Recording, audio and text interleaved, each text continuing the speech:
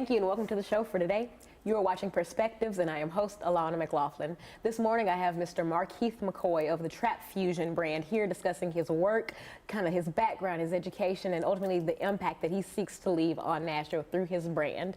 Markeith, I want to just get this ball rolling by talking about baby years. Tell me where you're from, what early life, kind of elementary school age looked like, what family looked like, and we'll go from there. Okay. Well, thank you for having us, or thank you for having me. I'm from Memphis, Tennessee, South Memphis, actually, Riverside area, and my early years were spent, harnessing my education. I went to Riverview Middle School, which was a local school in my area. Then I went to a couple of optional schools in Memphis, Snowden. I went to Whitehaven High School, where I graduated from. And from there I went to the University of Tennessee at Chattanooga. Now take me through, in that childhood, just kind of in South Memphis, what did your environment look like? Were there siblings in the house? What did your relationship with your parents look like? What were you interested in? Who was baby Markeith? Well, I was the only child in the household. I have 4 other brothers and sisters, but they were not in the same household with me. I stayed with my grandmother, who was my biggest influence. She kind of influenced me to go towards an educational background early. She bought me a set of Encyclopedia Britannica, which is kind of it's kind of dated, but I had encyclopedias when I was really young, and I just soaked it up. I love to learn, and that kind of bolstered my everything in my career from there. Now tell me early cooking inspirations. Tell me kind of what meals looked like in the house. Was grandma like throwing down on Sundays? Kind of what did that look like? My grandmother cooked every day. We never had a day where it wasn't some type of meal on the stove. That's what I'm used to. She put a lot of love into the kitchen. She was very clean, so I think I adopted those practices more than anything, and have transferred that to the restaurant realm. Basically I grew up a little fat kid. I ate everything, licked every bowl, that type of thing. So, I just soaked up the love for food at that time. I really, didn't have a passion for cooking or anything like that, more so than a passion for tasting. Yeah. And so, that's kind of what I did. And, being that, I love food so much, I was able to, I ate everything, so I used to experiment with things that, people don't normally come out of their comfort zone, but it was one of those things that I like to do. I like to pick something new on the menu. And that's kind of how Trap Fusion was born menu-wise. Yes, sir. Just having that vast food experience, I guess you could say. Now take me through graduating high school now and going off to UT. What were you studying? What were you interested in? And kind of at that point, what did you imagine like life and career would look like? Well, I was a marketing major. When I was in high school, I was the president of DECA, which is Distributive Education Clubs of America. Really pivotal in the growth that I had as an adult. It taught me how to navigate in the business realm. And so I went to UTC originally as a marketing major. I expected to start my own business, and I wanted to be able to understand how to advertise and market it. I thought I had, a lot of the other tools that were needed. And so that was the precipice for me, actually going to school and, trying to learn a little bit more to be able to start my own business. So entrepreneurship has always been a passion of mine. Yes, sir. Now take me through just leaving UT, graduating, and just kind of entering the real adult world. What was your first job? Did you kind of immediately come out of school and start this business? Take me through that journey. Well, I tell everyone that, everything I've done really stems from a K through 12 foundational education. When I went to school, I can't say that I was as focused as I needed to be.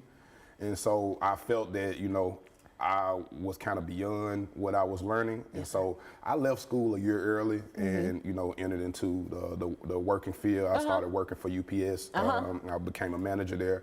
And off of the books, I was managing or co-managing a group back in the day, a music group. And I threw a couple of shows. I've done a couple of, a couple of things in the entertainment realm just to try to own my craft and everything. And then were you back home in Memphis at this point? Yes, I went back to Memphis. Yes. And so you're just kind of getting a feel for adulthood at this point, just kind of using your marketing skills, really. Basically. And I'm curious to see how this translated into just starting your own business. And we're going to pick back up on that in our second segment. I'm kind of eager to hear just your transitional, just kind of journey. And I encourage viewers to tune into the second segment of Perspectives, where Markeith and I will return to discuss his background, his work, and the impact he seeks to leave on Nashville. The show for today. For viewers just tuning in, I am host Alana McLaughlin, and you are watching Perspectives. This morning on the show, I have Mr. Markeith McCoy of Trap Fusion brand here discussing his work, just kind of the impact that he seeks to leave on Nashville, the inspiration behind his work, and how we can support him. And my first segment, Markeith kind of set up where he's from. He set up his early life in Memphis, Tennessee. And we're coming right back in the second segment to talk about what life after college looked like, just kind of entering into entrepreneurship and ultimately starting his own brand. We're coming right back in. You're working at UPS at the moment, you're just kind of like doing your own thing. I want to know how you transitioned from this into your own restaurant, your own brand, and kind of just creating a whole new world for yourself in a sense. Take me through the journey. Well, when I came back to Memphis, I had to figure it out. I did a couple of things from the entertainment realm, like I said. And then I settled into a logistics role. I got a contract with FedEx to deliver medical equipment. And so I did that for about 3 years, was really successful in it. And then I saw an avenue to be able to go into entrepreneurship, with the finances and with the stability that I needed. And so how Trap Fusion was born was one of my best friends. His name is Jason Gardner, and he's one of my former business partners. We basically have been friends for 20 plus years, and all he did was cook and try to get you to eat the food. And at one time when we first became friends, it just was a thing where, every time you come in his house, he's like, man, taste this, taste this, taste this. And so, it got to the point where I'm like, man, everything that you're making is really, really good. And it started to turning the wheels in my head. And, I'm like, man, I think that we could monetize this. And so we wrote a menu maybe about 15 years ago at his kitchen table, just, visualizing what that menu could be like based off the foods that we love to eat. We used to do this like weekend warrior type things. And so we came up with a menu, maybe about 15, almost 20 years now that, because we've been in business for 6 years. And it came to fruition in 2019. It was a perfect mesh. We had the time, we had the resources. And so that's what we did. I invested in it. And originally, I invested, I was just a taster. I basically would taste the food. I started it with 2 other chefs, Jason Gardner and Monique Williams. And I was leaning on them to, basically, not run the business, but to be able to power the business with their cuisine. Yeah. And so we developed a menu. And that menu was eclectic, and it was different than anything else that you had saw in Memphis. And in May of 2019, we launched Trap Fusion. Trap stands for Take Risk and Prosper. And so that's originally what it was about. We were from the Whitehaven area, and the Whitehaven area is in Memphis was really being classified as the quote unquote trap. And so we wanted to put a different connotation and meaning on what trap meant and infuse a different way of eating in that community. And so that was our original meaning for the name of the restaurant. And so now I'm curious, when you guys were sitting at this kitchen table creating this first menu, can you remember any of the items that made that menu so unique or just so different from kind of what else was available in Memphis around that time? Well, yeah, some of our mainstays, what keeps our lights on and has kept our lights on for the last 6 years is our jerk chicken Alfredo pasta. We have, I would say, some of the best pasta in the nation. Every city we go to, we're praised on that. And so that was the first dish that we had. We did stuffed turkey burgers, which were a real hit. We do smoked chicken wings, jerk chicken, oxtails, lamb chops.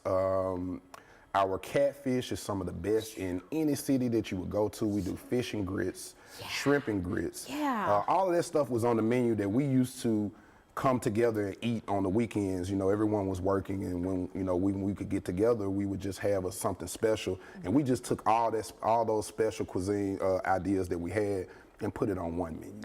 Now, 2019. Opening a business, how do you encourage people to come out here? How do you get your name out there? Take me through kind of what the past kind of 6-7 years have looked like in terms of like marketing, building a following here in town, and take me just through the journey. Well, we started 6 months before the pandemic. So, in May of 2019, we used everything that we had. We used our personal popularity, word of mouth that, we could get from anyone, social media, of course. We took a grassroots route to, gaining a notoriety. And so, that's what we did. We were a brand new restaurant. No one had ever heard of Trap Fusion. And so it took us to market it on the ground in order to get it, get people to, actually following us the way that we wanted to. It didn't really take long because the food spoke for itself. Yes, sir. And so, our first day, we actually did 300% more than what we projected. And we did that for maybe about 200, 300 straight days. We had, that type of success in the restaurant. And so at the end of that year, we were really, really popular. Of course, 2 months later, COVID, struck. And then we had to come with another plan. And so what we did was we just retrofitted everything to what was going on. We decided to go curbside so that we can still, operate, and we became essential workers. And that's what we did throughout COVID, and we were able to last through COVID. And we actually increased our location number by double, and we opened another location in Cordova, Tennessee, which is a suburb of Memphis, similar to Antioch. And so, that's what we did. We had lofty goals, and we were just trying to accomplish them no matter what the external factors were. And I want to end the second segment by just asking mentally, being a restaurant owner during the pandemic, what was going through your head during that point? Any fear, any anxiety? I'd have been terrified. I can't say I had any fear of anxiety. We always use that term, the proverbial term, hustler, or I'm grinding, or something of that nature. And so, sometimes I enjoy that connotation of words, and then sometimes I don't. It kind of has a dual effect. But I feel like that's what we did. We put our heads down, and we decided that nothing was going to stop us, regardless of how big it was. We just kept going. And, we came out on the other side of it. And I believe that hustler mentality has sustained y'all just over these years. And I want to spend just this third and final segment talking about just what life looks like now, what life looks like for Trap Fusion Vegan, just talking about just the things that you have upcoming in the community and ultimately the impact that you seek to leave on Nashville through this work. I encourage viewers to tune into the final and third segment of Perspectives, where Markeith and I will return to discuss his work, the impact that he seeks to leave on Nashville, and more. Welcome to the final segment of the show for today. For viewers just tuning in, I am host Alana McLaughlin, and you are watching Perspectives. This morning on the show, I've had Mr. Markeith McCoy here discussing his life, his background, just his education, the work that he does here in Nashville through his Trap Fusion brand, and the impact that he seeks to leave on our community. In our first two segments, Markeith set up just early life. He set up just some of the work and experiences that he has had, and he left off in that second segment talking about just being a business owner throughout the COVID-19 pandemic. He spoke about just kind of sustaining, having a hustler's mentality, and I'd like to spend this last segment talking about what life has looked like for Markeith and for his brand over the past 5 to 6 years. We're coming right back in. Take me through the end of COVID, kind of coming out of COVID, the 2022 to 23 era. Take me through highlights, and we'll go from there. Okay. During COVID, of course, we weathered the storm. On the other end of COVID, everyone suffered an employment crisis because it was hard to get people back to work, after all of the supplemental income that was coming in, through various routes. So we had to navigate that. That's kind of how I got my start. because I invested in this and I couldn't see it failing because I didn't have adequate workforce. And so I taught myself how to cook this food. I used to be the front counter. I was customer service. I basically put together the marketing for the business. But I had to step back into the kitchen and I had to learn how to cook the food that we make and how to make it of a quality nature so that we could continue, because we had 2 locations. And so myself and my business partner had to split and take on the roles of the actual head lead cook at both locations. And so I taught myself how to cook the food that we make, and I taught myself how to do it in the most quality manner and the most efficient manner. And shortly after that, we had Guy Fieri's production team to call us, and they told us that our customers recommended that we be on their show, and they had planned on coming to Memphis for the first time in 13 years.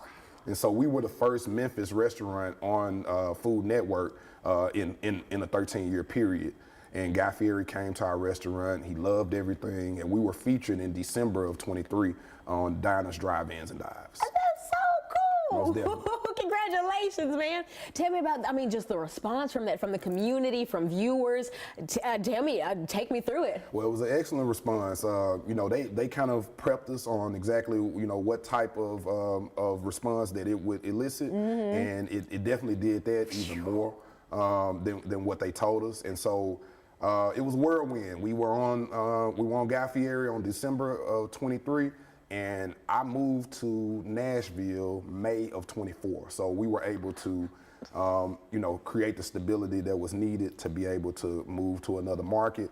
And that was always been, my goal was to do something beyond Memphis. Yes, sir. I want, I would like for Memphis to be known for a national brand, something Yes. that, can be consumed everywhere, but the origin of it is from Memphis, Tennessee, and that's always what I've dreamed about. So that was the reasoning for entering into the Nashville market. We had a lot of Nashvillians who would come to the restaurant and tell us that there wasn't a restaurant here that matched what we had, and they thought that we could do well. And when I examined it, I thought that we could too. So I made the move. Now tell me about your Nashville location. Address, hours, days of operation. Well, we are at 607 14th Avenue North, Okay. Which is across the street from Marathon Motorworks and Marathon Music Works in Yeah. North Nashville. Uh-huh. And so we are the only food draw in that area. We have outdoor entertainment and cuisine facility. That's basically what it is. Yes, We sir. have two patios on the property. We have covered seating, and we have a dine-in area that we're under construction now that should be done by the end of the summer.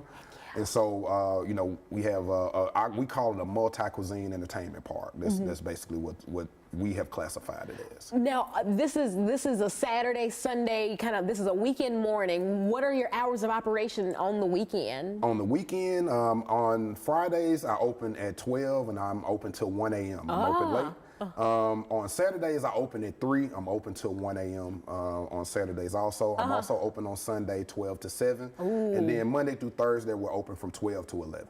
And that's perfect because you're getting all the people coming out of the concerts. Most definitely. I'm thinking about everything that I have coming up at Marathon Music Works, and I'm like, oh man, I can just go straight. Yeah, most definitely. That's perfect, Yeah, man. I'm right there. Now tell me about some of the work that you have upcoming in Nashville. I know that you're holding this poster. Tell me a little bit about this. What's going on? Well, we are planning and throwing a community event on April the 25th. It's going to be at my location as well as the annex lot that's next to me.